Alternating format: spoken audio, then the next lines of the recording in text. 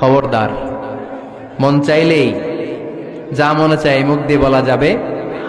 আমার রাসূল সাল্লাল্লাহু আলাইহি ইসলামের 11 জন স্ত্রী, এর মধ্যে একজন স্ত্রী ছিলেন একটু স্থূল আকৃতির, মানে মোটা। কি ছিলেন জানেন? ওই স্ত্রীর নাম কি? সফিয়া। কি নাম? সফিয়া বিনতে হুয়াই ইবনে আখতাব। উনি আল্লাহর হাবিব সাল্লাল্লাহু আলাইহি ইসলামের সব স্ত্রীদের মধ্যে থেকে একটু স্থূলকার ছিলেন, একটু ফেটি ছিলেন, মোটা ছিলেন।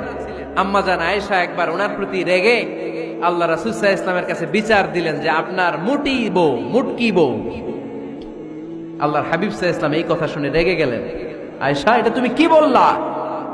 তুমি সফিয়ারে মুটি বলে গালি দিলা। লাকাদ কুলতিলা কালিমাতান লাউ মুসিজাতহু লা মাসাজাতিল বাহর।